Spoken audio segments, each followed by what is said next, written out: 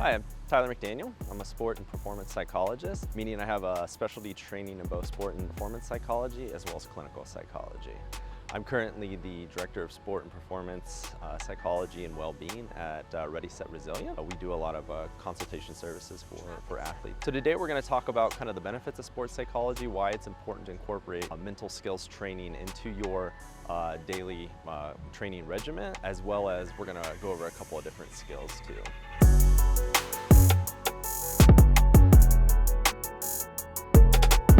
So sports psychology is a study and provides knowledge and skills focused primarily towards athletes on performing on and off the field. And really the goal is to help athletes perform their optimally best, especially when they need it the most. So many years ago, athletes primarily focused on just the skills they needed to participate in their sport. I'd say about 30, 40 years ago, the focus became more on not only the skills, but as well as the physical training. And so that's why we have a lot of, strength training coaches and everything to improve the performance of the athlete. In the last 15 or 20 years, there's been another focus even on the mental side of it, right? So you need the skills for the sport, you need the strength training, but now really what separates the good from the great can be the mental side of the sport. And so that's kind of where the focus for sports psychologists come from. So they're mental skills for a reason. So just because you may not be good at it at this moment does not mean that you cannot train to get better. And so again, what we'll talk about is some different skills that you can practice regularly to allow you to be the best that you can be in the game time as well as at practice. So understandably so, a lot of people are a little nervous when they first start working with a sport psychologist or a mental skills coach because they don't know what that's going to look like. And so it can vary greatly depending on the session. So it varies depending upon the age of the athlete, the focus of what the athlete wants to work on, as well as the skills they want to focus on. The first couple sessions, session or two really focuses on a thorough assessment of where the athlete is at in that moment, understanding their strengths, understanding their what they want to work on and what they need to work on and improve. From there, the focus can really be skill specific. It can be a broader approach to how they approach the game mentally. All these are things that sports psychologists and mental skills coaches can really work on with the athlete. Okay, so today what we're going to focus on in this first part is mindfulness, okay? So mindfulness is important because our mind travels a lot, right? We worry about things in the past, we're worrying about next play in the future. And when we're worrying about things that are not right here, right now, what are we missing in the moment, do you think? I think when we're worried about things, that aren't necessarily in the moment, what we're missing is the smaller details that we can maybe pick up. So I think if we're worried about the future too much, we're seeing too big picture and not necessarily grasping everything that might be in the moment. Yep, and in your position, right, you have to read everything. There's just the tiniest little tells of what the offense is gonna do, right? And so for you, it's really important to stay present moment because, that one little thing that you miss could be a touchdown for the other team, right? So what mindfulness does is allows you to be present moment, allows you to stay focused, or if your mind kind of wanders, that's normal. Distractions are so normal. It's such a normal part of the process, right? And the human experience. The goal is as soon as you notice your mind wandering, you bring yourself back. Does that make sense? Yeah. Okay, there's all kinds of things you can do in the game. What we're gonna do is practice kind of things outside of the game. The first one being a mindfulness skill called the 5 senses, okay? So your 5 senses are see, hear, smell, taste, and touch, right? Those are your 5. For a lot of people, to bring yourself present moment, if you're thinking about things that are here, right now, it kind of brings you back, right? You're not worrying about past things, you're not worrying about future things, you're present. And so that's kind of the idea that brings you back here, okay? So for this exercise, you can pick one of, I'll give you some options. You pick which ones you want to work on, right? So do you want to work on something you hear, something you see? Which of those two would you like? I think probably for football related, I think C is probably the best. Perfect. So right here, right now, tell me 5 things that you can just see just by looking around. I mean, when I first got here, the first things I saw were the lines on the field. I think obviously the weather, cones, not being alone, so there's other people around. And the last one, I definitely saw the cars and right? Everybody driving so around. all these things that you saw when you came in, but they're all happening right now as well, right? And so even while you were doing it, did you notice your mind kind of wandering at all and kind of being like, oh, there's different things, like I hear these noises, right? Yeah, I guess when I first got here, when I looked at the weather, I think my mind kind of wandered about, you know, how productive am I going to be today? Yeah. Just off the idea of Absolutely. training. It's not the nicest day ever, but Yeah. it's cleared up a little bit. So. Exactly. So this is one of those skills that you can do, you know, at home, on the couch before you go to bed, right? Just kind of bring yourself present moment. These are all things that are really important to practice before you put them in a game, because they probably won't be as effective at that point, right? Practicing at home, practicing before practice, right? Practicing right before you walk out on the field for practice, practicing right after practice, right? So these are all things you can practice separate from your actual skills needed for the sport, okay? Any questions about that, or does that kind of make sense? That makes sense. Cool, okay. Now, ideally, then when you apply it to the game, if you're out there, right? Maybe you're running off the sideline, you guys made a big third down stop, they gotta punt it, right? So you run into the sideline, you're sitting on the sideline, your mind's wandering again, like, oh no, what's the next set of downs gonna look like, whatever, right? If you are unfocused in that moment, right, you might miss something coach is telling you about something they notice for the next set of downs when you go out there. And so again, it's always as important as possible to stay as focused as you can. It's not always gonna be possible, and that's okay, that's realistic, right? So just remembering to kind of come back to it and keep yourself focused when you can and mindful of the present moment, okay? All right, so the next thing we're gonna talk about is self-talk, right? There's a couple different kinds of self-talk. We're gonna talk about 3 specifically today, okay? The first one is negative self-talk. You ever kind of been, you know, going into practice and just kind of feeling down? It could be something off the field related. It could be something maybe that happened yesterday in practice where you just kind of talk negatively or just kind of feel negatively. I personally dwell as much afterward. Like, let's say like the next day, like I had a bad practice. I don't think that's gonna carry over. Okay. But I mean, I think maybe like if I have a bad play or something, I'll say something like get upset at myself. Yeah. But Yeah, negative self-talk is so common, right? And so self-talk is this kind of internal dialogue we have, right? Sometimes we say it out loud, and sometimes it's just kind of these negative thoughts that we have. And believe it or not, most of us do have quite a bit of negative thinking. We just don't realize it just because it comes so normal and just becomes a part of how we think, right? And so the first part is negative self-talk, which kind of brings us down, right?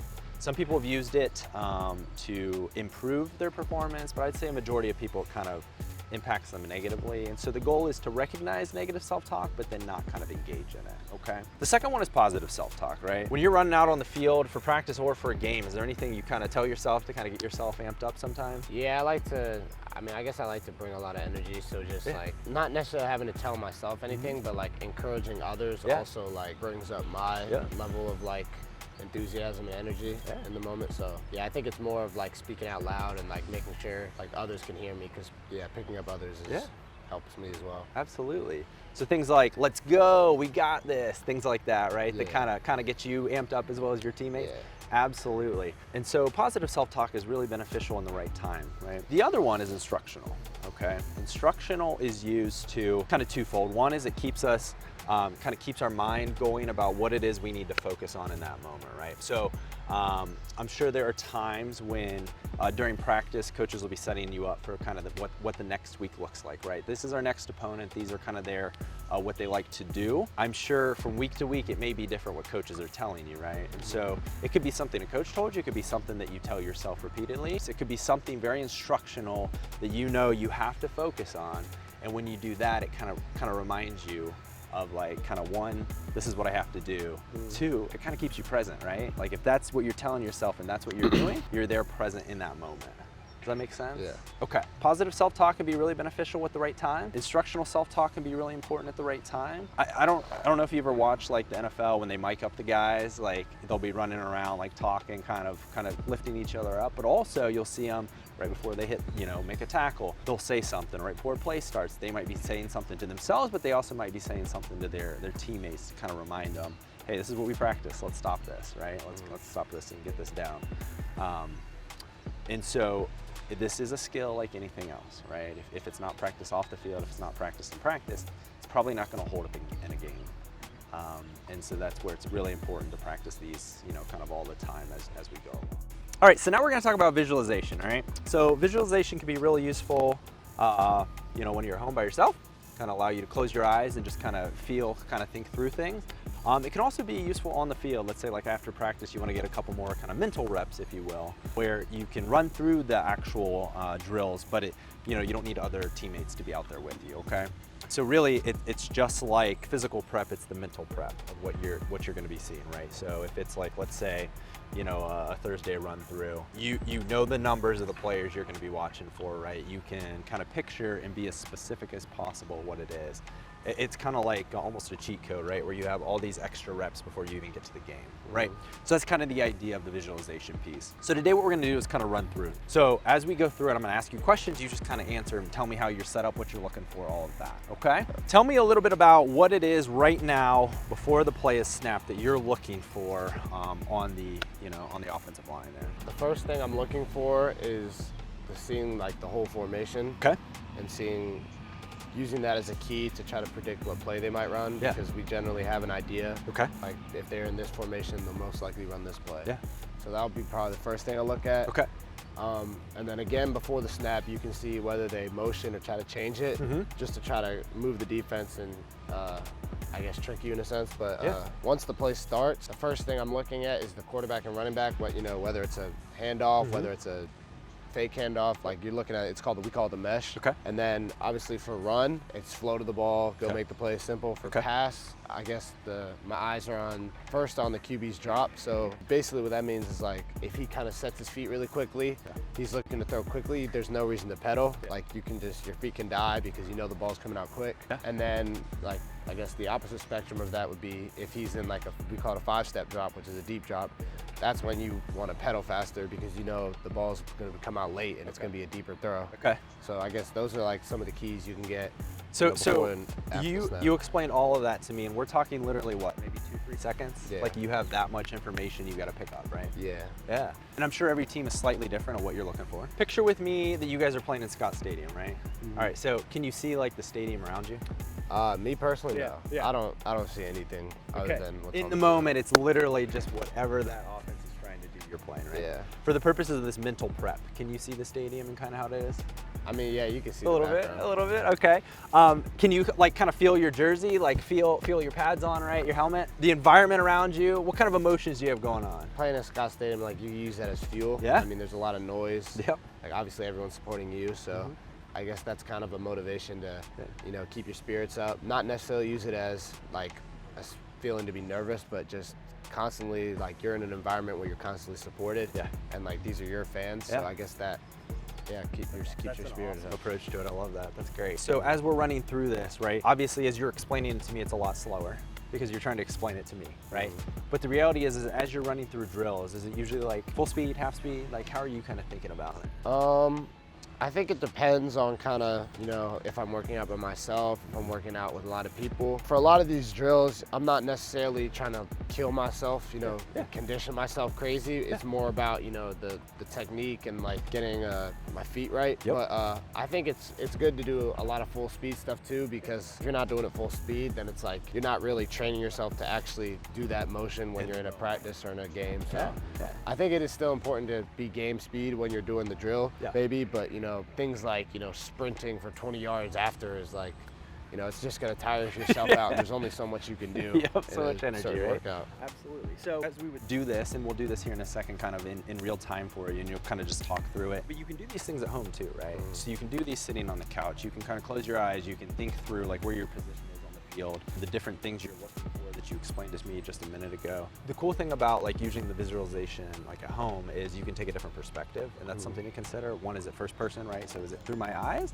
or am I seeing it kind of like a video game? Visualization can be used both on the field but also at home. It's just important to consider these different things, especially at home, to make it as realistic as possible.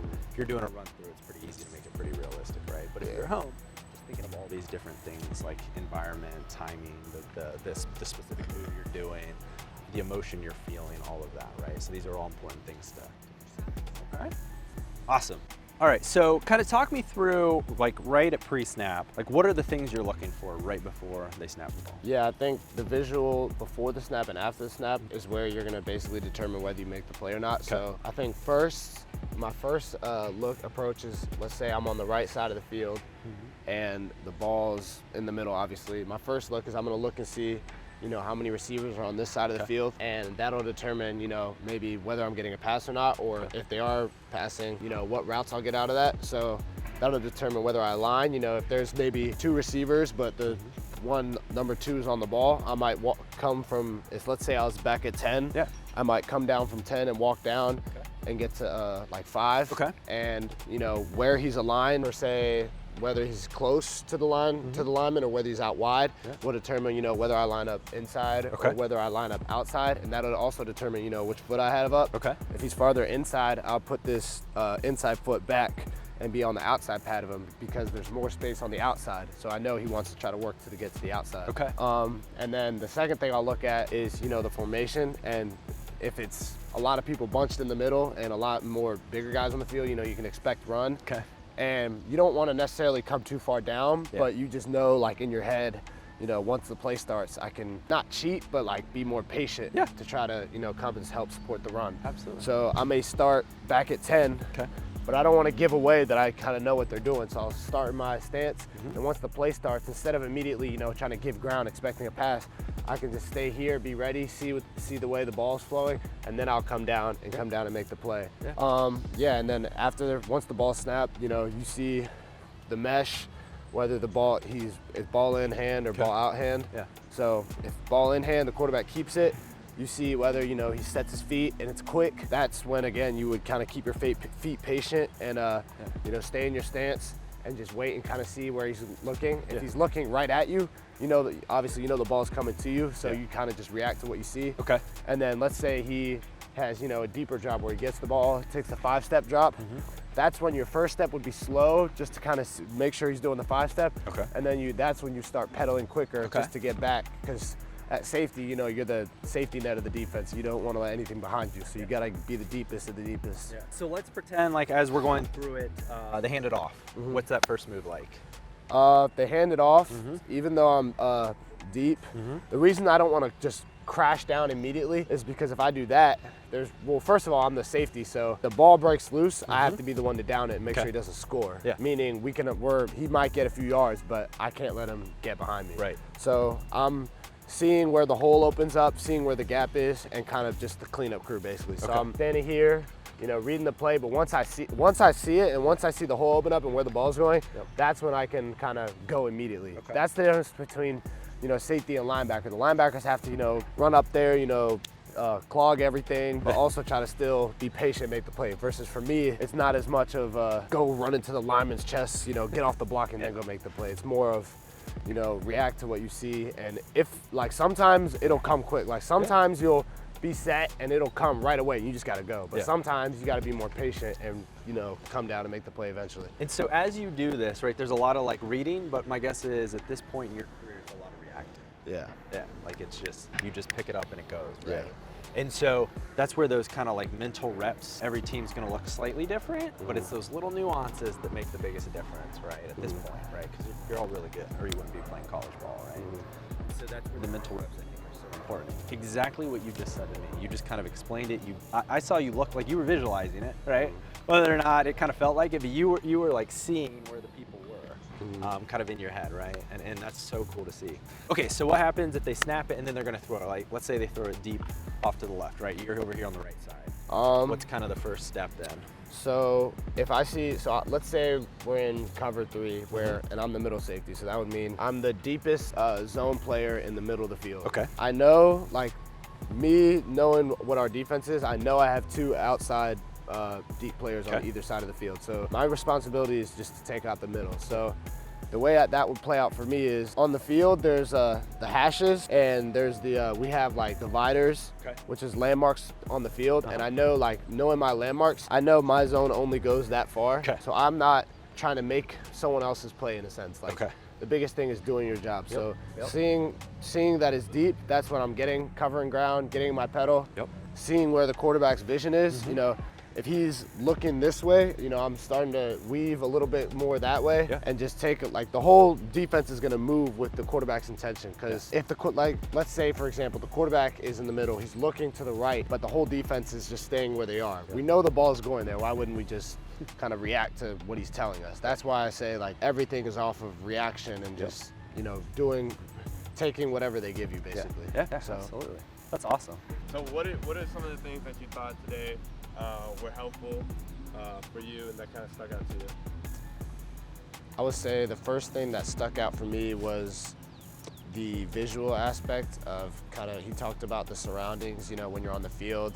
You know, there's obviously you're looking at the other team, but you're also looking at, you know, the surrounding, the crowd, the stadium, all that. So I think something beneficial that people can take with them from, you know, this session and what I learned, it would be using those surroundings as, let's say, a positive influence, and, you know, using it as something to increase your mental state, increase, you know, the way you're feeling, and not necessarily using it as, you know, for example, using the crowd and, you know, everyone watching you as a reason to be nervous, but rather just understanding, you know, that it's a support system that's there for you. So, you know, using it as something to boost your morale rather than to bring you down. But I would also say just the whole aspect of being focused, you know, right before the play, because you only have so much time. There's not much time to think. So just being able to see everything and just be locked in from a mental state is extremely important, just because if you're not, that might be the 2 seconds that, you know, they slip by you or you make a mistake and it ends up leading to a touchdown. So yeah, that whole idea of just being focused as well and knowing where you're supposed to be looking is also extremely important.